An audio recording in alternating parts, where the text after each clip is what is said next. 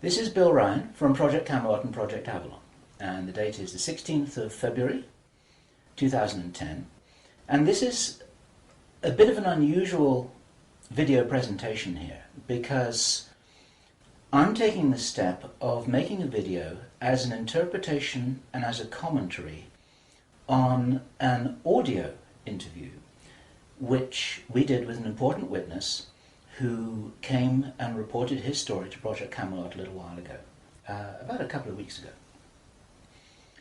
And as with many of our witnesses, this person wanted to remain anonymous, but he has agreed that we transcribe the audio, and so we've got this as a transcript.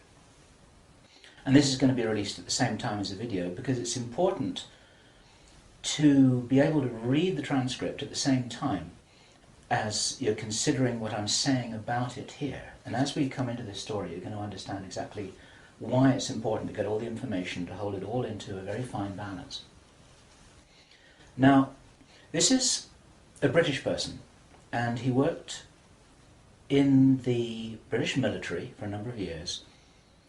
And after he retired from the military, he worked in the City of London, in a fairly senior position, in a respected position, in the City of London. And for those people watching this video who don't know about the City of London, the City of London is it's like an enclave, it's like a financial enclave in the heart of London itself. Some people consider it almost a little bit like the Vatican. It's very old, it's very ancient, it's the heart of the financial system, not only of Britain, but possibly the world. Many researchers consider that it's very likely that the City of London calls the shots on the financial systems in America. They've got control over the Federal Reserve, the Bank for International Settlements, a whole bunch of things that happen. This is like the nerve center of the financial world. And it's very Masonic, it's very ancient, it's very traditional. And our source attended a number of meetings with senior Masons. And while many of these were interesting, they were routine by City of London standards. They were discussing financial affairs and so on and so forth. And then in the June 2005, he attended another meeting that he thought was going to be a routine meeting, but actually this was something rather unusual, and he realized it was unusual as soon as he arrived. In fact, in his interview with us, the one which we have the transcript of, you will see that he says that he felt it was an accident that he was there. He shouldn't really have been there. He didn't know what was happening. And as such, he didn't really participate in the meeting. He was there as a little bit as a fly on the wall. He was just listening to what was happening. And at first he didn't even understand what was being discussed. Now, the people there were Masons. There were senior Masons. They were about 25 or 30 people there, including senior politicians who most people in the UK would recognize by name. I do not know who they were. He didn't name them, and I didn't ask them, but he said these are well-known names. The chief of police was there, representatives from the church, representatives from the military, 25 or 30 people.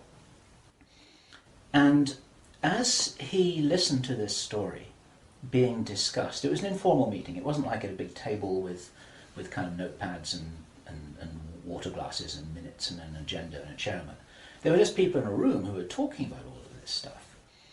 And what they were talking about was a plan that had clearly been made a long time ago. And what they were discussing was they were discussing the implementation of this plan. They were discussing how things were going, whether they were on track or not. And what for example, to give a flavour of this, they were discussing between them some of the problems that they had in the implementation of their plan. And as this little presentation continues here, you'll realize what the plan was, and I'm going to be revealing this in very much the same way as it was revealed to our witness and as he revealed it to me, bit by bit, step by step. The first thing that he heard was they were talking about the fact that Israel didn't look as if it was getting prepared to attack Iran anytime soon. This was a problem. Even back in June 2005, they were apparently concerned that what it was that was planned on some kind of a timeline wasn't rolling out according to schedule, and this was an issue for them. So that attracted his attention very quickly, because he'd never been in a meeting when this kind of thing was discussed. Then they were talking about China and how powerful China was getting, both militarily and financially, very quickly, and that the Japanese weren't doing what they were supposed to do, which was to interfere in some way with the Chinese financial system. They weren't doing that, and this was another problem because China was getting too strong too quickly. Other things that were discussed were, for example, the coming financial crash, the centralization of resources, everything that we saw starting to happen in October 2008. They were planning that and referring to it in their meeting in June 2005. So there was clearly a rollout of some plan here, and he was quite shocked the more that he heard, and when he really realized what was happening, he was extremely shocked.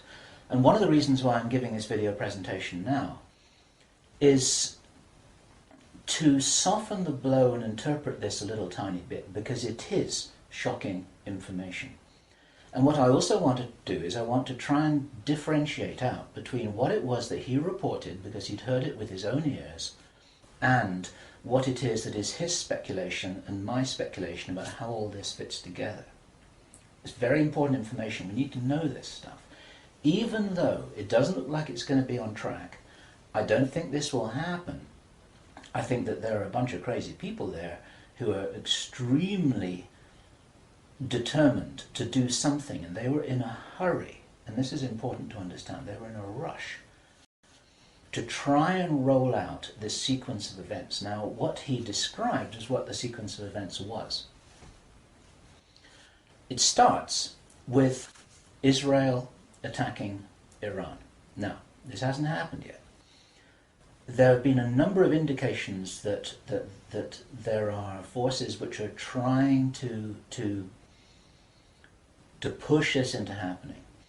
You've only got to follow the news for the last 2 years to realize that the public is being prepared for a justification for this kind of thing. Iran is being set up as being the bad guys that deserve something to happen to them, and so on and so forth. Now, that's going to be the start of what is like the opening gambit in a big chess game. And the plan is to provoke Iran or China to retaliate. And our guy, our source, who is a military man, is privately as convinced as he can be, although this has never been made public and this is not publicly known, that Iran does have nuclear weapons. He believes that they have been provided by China behind the scenes. And all of this is intended because it's all right with these controlling forces that Iran has nuclear weapons, because they want them to be used. The plan is for either Iran or for China to retaliate after Iran is struck with a nuclear weapon. At that point, there will be a limited nuclear exchange in the Middle East, followed by a ceasefire. He heard this being planned in this meeting. This is being choreographed. It's like the script for a movie. This is exactly what's intended to happen. And during this time, the other thing that's being set up for this, and many people watching this will be aware that this is being set up in the background. We've had a lot of information about this from a number of good researchers from many countries who are reporting this on the internet, that things are being set up in many of the Western countries for there to be heavy controls over populations, martial law, increased powers on security forces who are not just the army or the police, but in Britain, for example, our source said that he absolutely knew personally for a fact, that a very large number of private security people, their powers were being increased to give them the ability to arrest people, the ability to detain, the ability to handle riots in streets. And here we're talking about just regular people working in private security, people who give the parking tickets on the streets. Their powers are being increased in the same way. And last year we heard President Obama talking about how he wanted to have a sort of national guard at home in America ready to handle this kind of thing. There are a lot of indicators that this is being set up. And in this rollout of this crazy scenario where it is intended that there will be a limited nuclear exchange in the Middle East, the idea is that as the world looks upon this with horror, then they will demand from their governments that there are heavy controls over travel, over communication, over people who meet, over people who protest in the streets. They want to make sure that they don't have crazy bombers on aeroplanes, crazy bombers in the shopping malls. They want to make sure, and because people will be driven into fear by this, they'll request and demand and insist